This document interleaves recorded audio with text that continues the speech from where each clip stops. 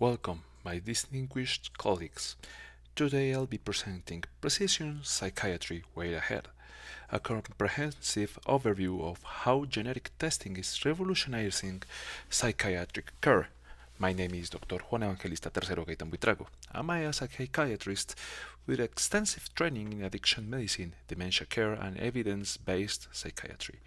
I currently serve on multiple international scientific committees, including the World Psychiatric Association's chapters on evidence-based psychiatry and psychoneuroendocrinology. Today's presentation will take approximately 40 minutes, and I'll be walking you through this presentation that demonstrates the practical applications of precision psychiatry. We will explore how genetic testing can guide medication selection, prevent adverse effects, and ultimately improve patient outcomes. Let me introduce you to our patient's comprehensive genetic profile. This 26-gene panel represents the current state of precision psychiatry testing. Looking at the results, we can see several key findings. BDNF, this stands for brain-derived neurotrophic factor. This is crucial from brain plasticity. Think of it as the brain's ability to adapt and form new connections. The CC genotype represents the wild type or normal variant. CYP genes.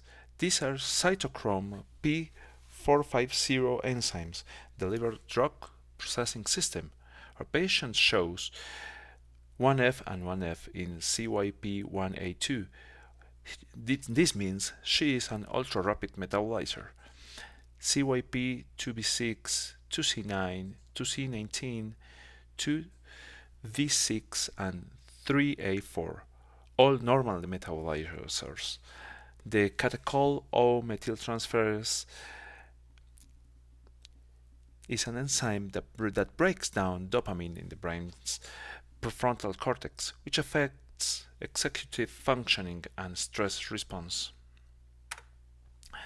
The critical question every clinician asks is, how do we translate these complex genetic test results into practical clinical decisions?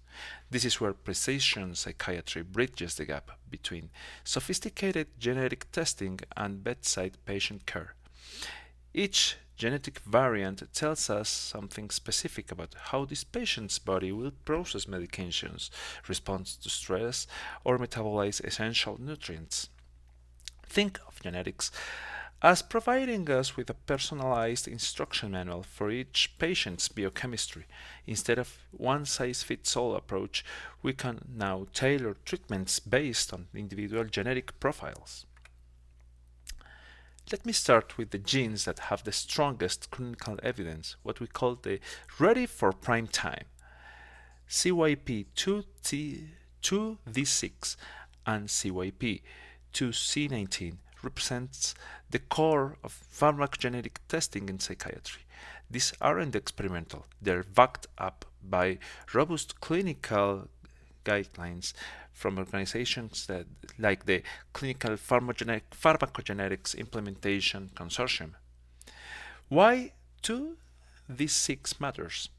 It's because it metabolizes 25% of all psychiatric medications.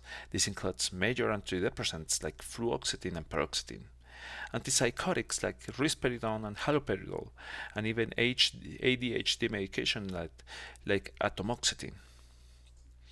When should we use CYP2D6 testing? Excuse me. Okay. This when multiple treatment failures with two or more psychiatric medications have not worked. Pediatric populations who are more vulnerable to adverse effects, and psychiatric hospitalizations where testing can reduce the length of stay by 25 to 30%. CYP2C19 is equally important because it processes many SSRIs are most commonly prescribed antidepressants. The evidence here is particularly strong for preventing suicide in young people, which make this testing not just helpful but potentially life-saving. In this case, our patient has normal activity for both enzymes, which means standard dosing protocols would be appropriate. The second tier includes genes with more targeted, specific applications. CYP3A4 has very limited but important use, only for quetiapine, an antipsychotic also used for depression. If someone were to be a poor metabolizer of CYP3A4, quetiapine levels could become dangerously high. CYP1A2 becomes relevant in very specific situations, particularly for smokers who need clozapine or olanzapine. Tobacco smoking dramatically affects CYP1A2 activity. It can increase the enzyme's function by 2 or 3 times fold. Our patient is an ultra-rapid metabolizer, meaning they will clear these medications very quickly.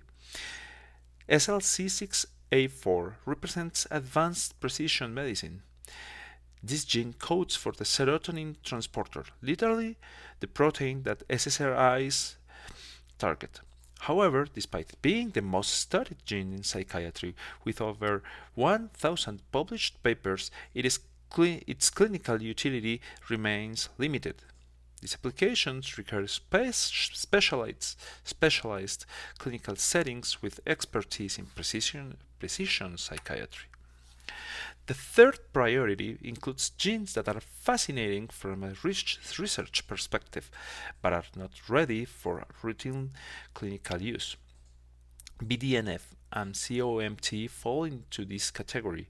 While they provide insights into brain function and may help explain treatment responses, the evidence isn't strong enough to change how we prescribe medications.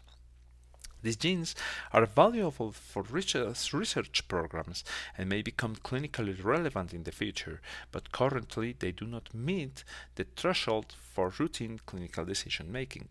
The key message here is resource allocation. We should focus our limited healthcare resources on interventions with proven clinical benefit. Let's examine CYP2D6 in detail because it's the most important pharmacogenetic biomarker in psychiatry. Why is it so crucial? Well, it's because it processes 25% of all psychiatric medications. Poor metabolizers, about 6 to 8% of the population, can develop toxic levels of medications given this polymorphism, and ultra-rapid metabolizers that are about 3 to 5% may not achieve therapeutic levels. Studies show that CYP2D6 guided prescribing reduces psychiatric hospitalization times. It is particularly important that preventing medication-induced mania in bipolar patients, and poor metabolizers have significantly higher rates of adverse effects. CYP2C19 deserves special attention because of its impact on suicide prevention. Key substrates include sertraline, fluoxetine, citalopram, and escitalopram, and tricyclic antidepressants like imipramine, amitriptyline, and clomipramine. There are critical clinical applications for this genotyping. First, pediatric patients starting citalopram or escitalopram, and this is now considered standard of care in many centers. Patients with history of suicidal attempts because poor metabolizers have twice as much the suicide attempt rate from baseline patients, and young adults on sertraline, particularly those with multiple medication changes. Danish studies involving over 17,000 patients showed that children and adolescents who were CYP2C19 poor metabolizers had 64% higher risk of treatment changes and 167% higher risk of suicide attempts of self-harm. This translates to one prevented suicide attempt for every 463 patients tested. Our patient's normal CYP2C19 status means she can safely use the standard SSRI dosing but will still maintain vigilant monitoring. Now, SL6A4 represents one of psychiatry's most interesting paradoxes. It is the most studied gene in the field, yet it has very limited clinical application. Now, what does it do? It codes for the serotonin transporter, or the SERT, the exact protein that antidepressants like fluoxetine, sertraline, or escitalopram target. Theoretically, this should be the perfect pharmacogenetic test.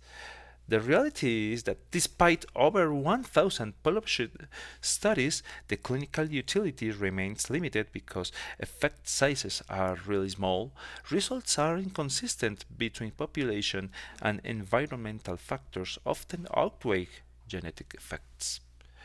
If we do test SLC6A4, here is how we will interpret it.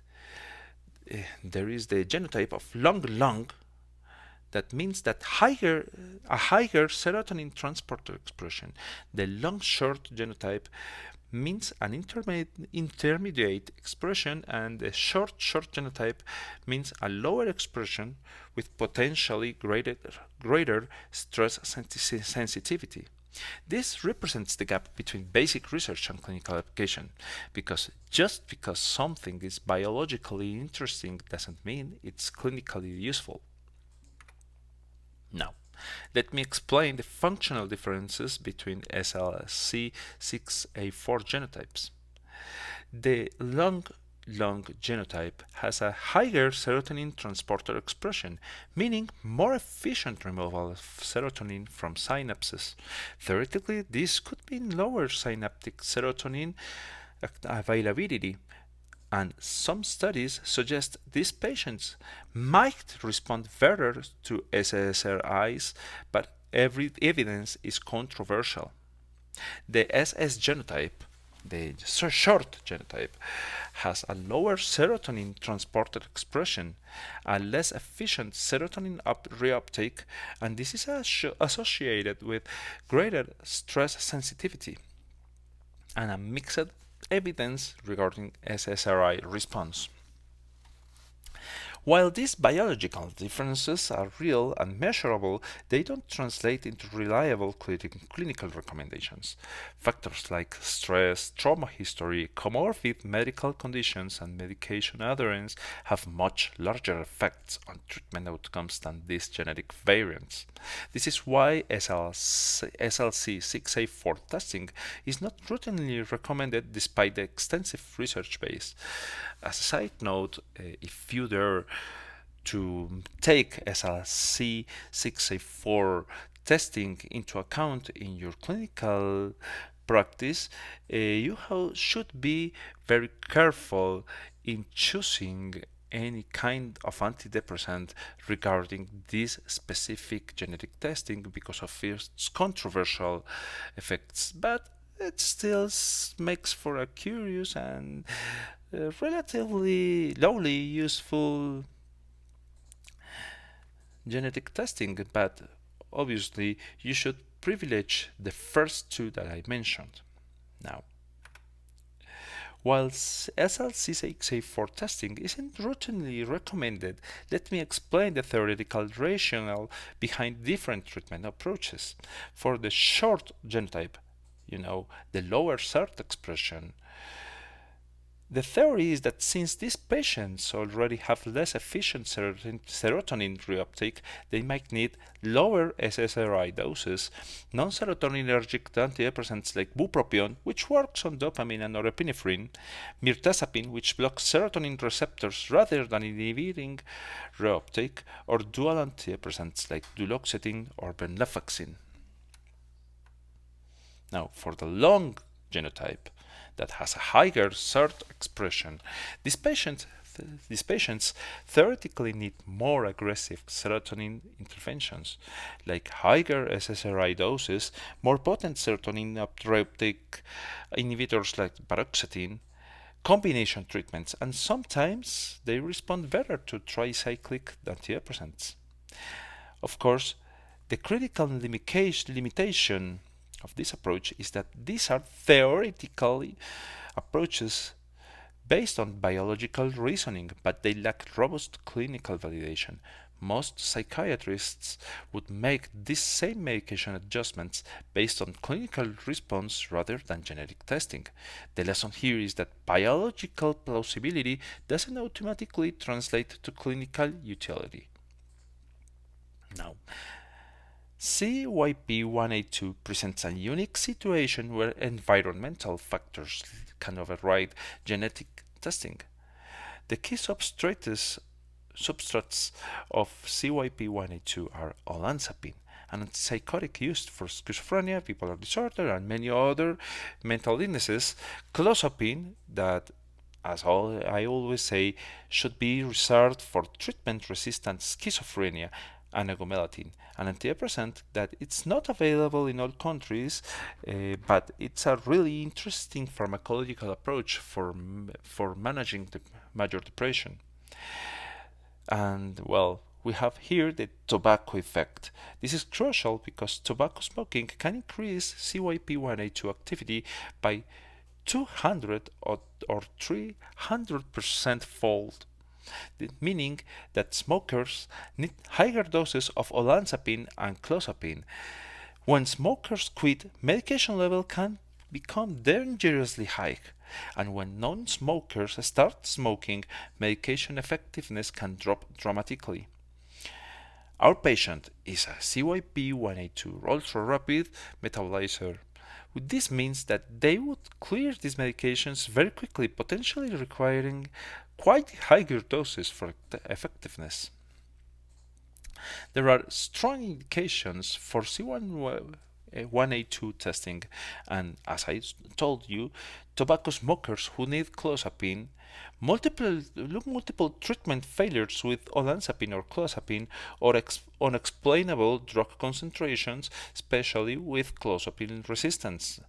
Remember that clozapine serum levels are a standard procedures in order to determine if a patient is a partial or normal responder to clozapine. Now, there are selective indications for CYP1A2 testing, and one is recurrent adverse effects with CYP1A2 substrates and complex medication histories. Now, the key message here is that CYP1A2 testing is most valuable when tobacco use is a factor, but there is a clinical tip that I can give you regarding CYP1A2. You can suspect problems with CYP1A2 metabolism with coffee, because caffeine is the key substrate for CYP1A2 metabolism. There are some patients that might report to you that coffee or its derivatives or energy drinks, caffeine-based energy drinks, might not work at all.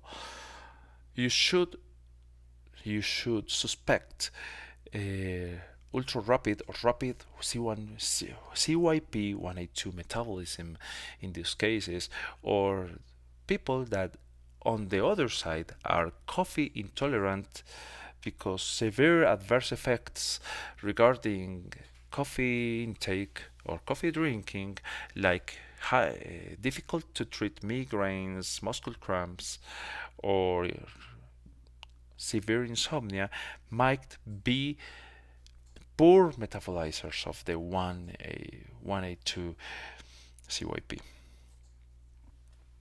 Now, let me briefly cover two genes with very limited psychiatric applications. CYP2B6 has a main substrate that is bupropion, also methadone and ketamine. The evidence is extremely limited.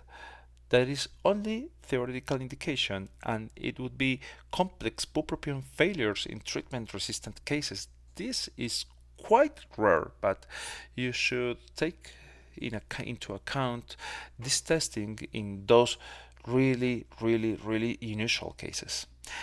Generally, I would consider that it's not very useful in routine psychiatry. Now, in our case, and in the case of our patient, here in Colombia at least, um, genetic testing panels are always include this isoform as well as CYP to C9, which includes valproate, partially warfarin and phenytoin. There is very limited psychiatric relevance for 2C9. Its main use would be patients on warfarin. This is quite unusual nowadays because of the new anticoagulants and may be relevant in complex polypharmacy situations. In our case, our patient has a normal function for both enzymes, which means standard approaches would apply if these medications were ever needed. The lesson here is that not all genetic tests are equally valuable. Healthcare resources should focus on genes with proven clinical benefit. And now let's discuss what I consider the most clinically actionable finding in our patient's profile, the MTHFR C677T, the TT isoform. Now, what does MTHFR do? The MTHFR stands for methylene tetrahydrofolate reductase. This enzyme is crucial for folate metabolism, processing the B vitamin folate, DNA methylation affecting gene expression, and homocysteine metabolism. And remember, elevated homocysteine is linked to cardiovascular and cerebrovascular disease. Our patient's TT genotype means that 30 to 70% reduction in enzyme activity is to be expected and likely elevated homocysteine levels. Of course, in this case, this patient has an quite increased risk for both psychiatric and cardiovascular problems. Why this is relevant in psychiatry?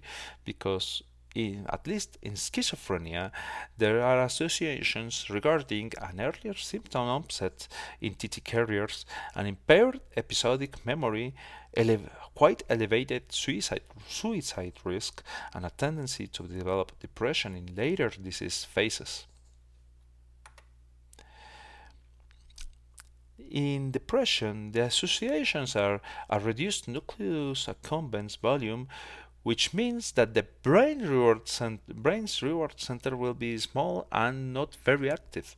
A heightened cognitive deficits, especially in elderly with vascular disease, and an elevated suicide risk. The population impact. We could say that 15 to 20% of Caucasians carry the TT genotype, making this a significant public health issue.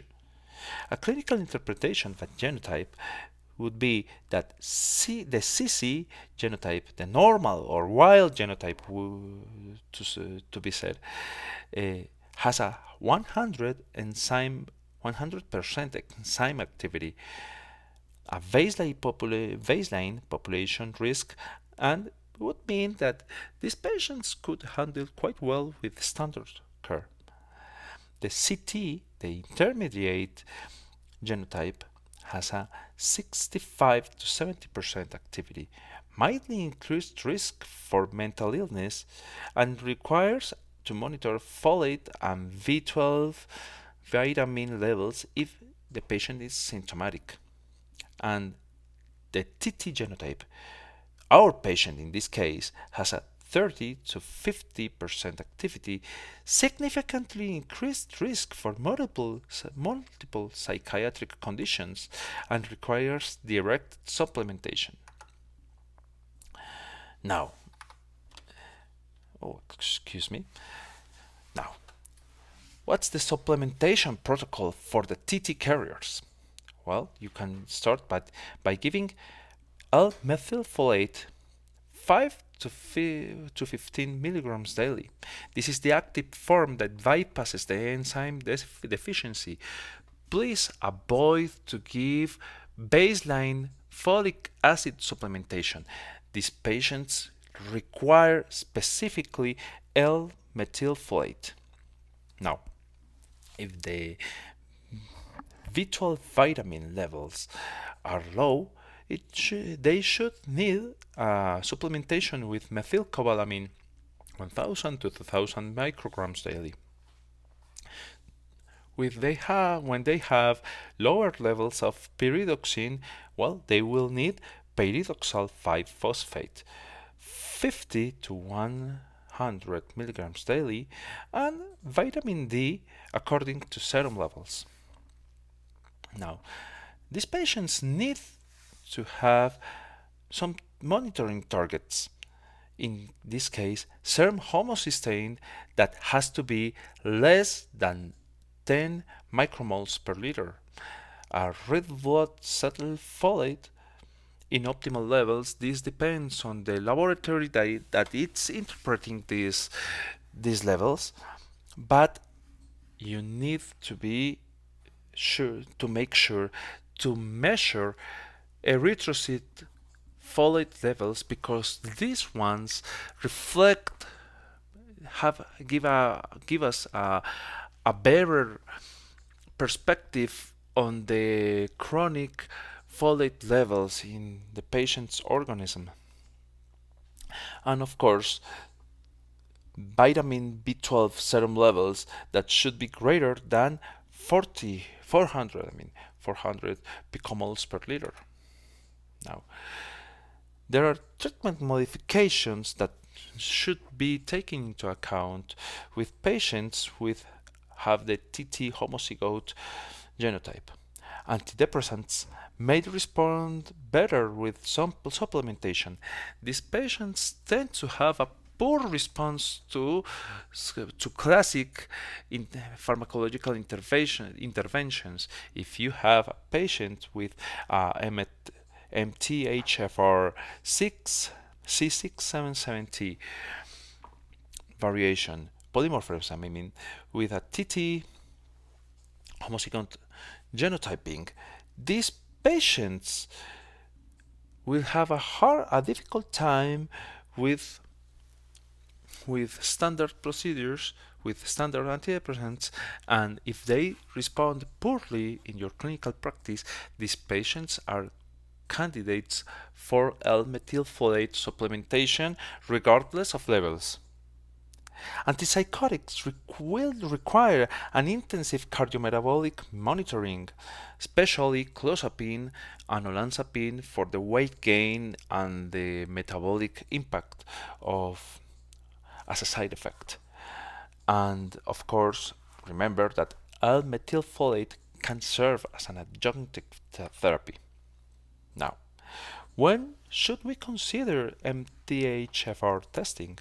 With early onset schizophrenia with cognitive deficits on the debut, treatment-resistant depression with nutritional deficiencies, children on atypical antipsychotics as means for a metabolic risk prevention, a comorbidity between a psychiatric and a cardiovascular illness, where we have a dual benefit. The patient will have many an impact on its cardiovascular and psychiatric health. And of course, it should be considered in high-risk families with complex history of psychiatric illness or cardiovascular illness as a preventive measure. This represents precision medicine at its best, a clear biological mechanism with an available intervention and measurable outcomes. Let me summarize the key takeaways from today's presentation. We have a clear three-tier system. the first tier, that it's the markers that are ready, the genetic markers that are ready to use right now.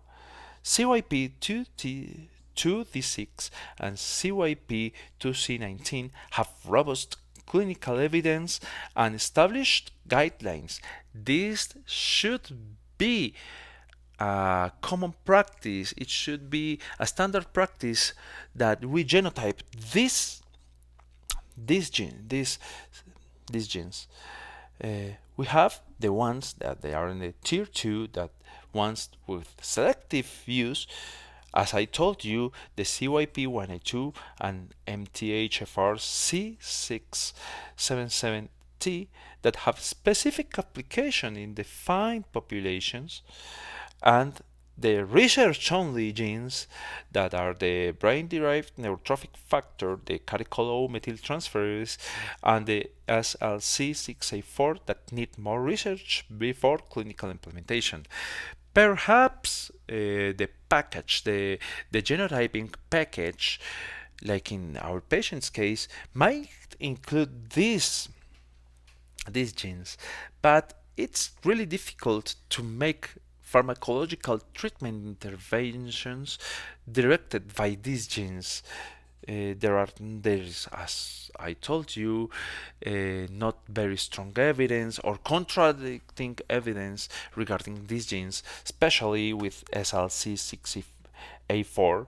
So it should be taken into account and should help the directing of your pharmacological treatment, but should not define it.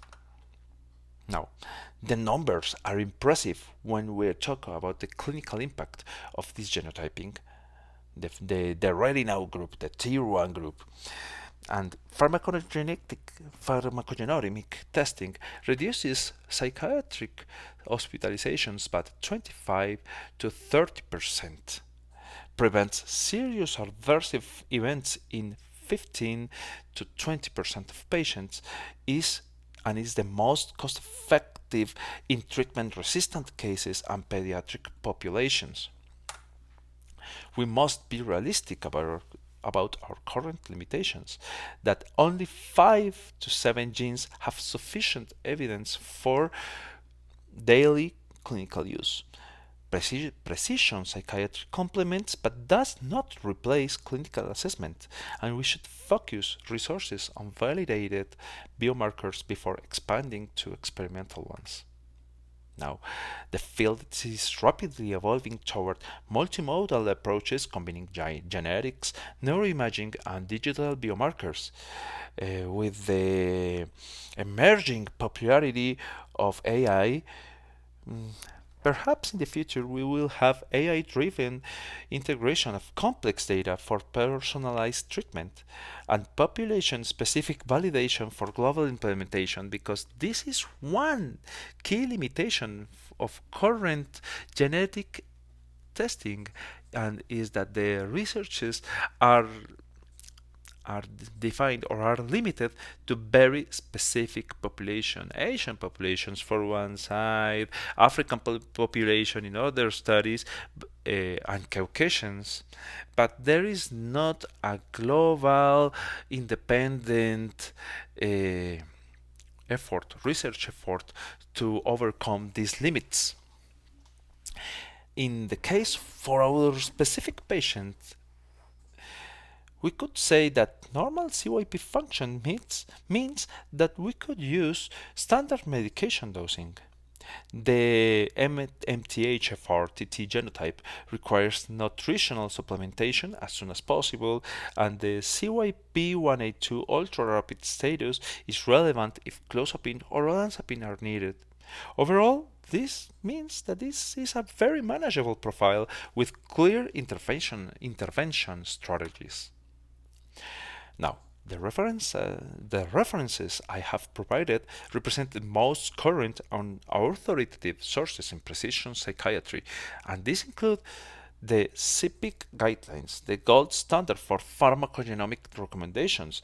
Recent meta-analysis showing clinical effectiveness, implementation studies from real-world clinical settings, specialty guidelines from working groups worldwide, and personally, I encourage you to review these references, particularly the CPIC guidelines, which provide detailed evidence-based recommendations for clinical implementation.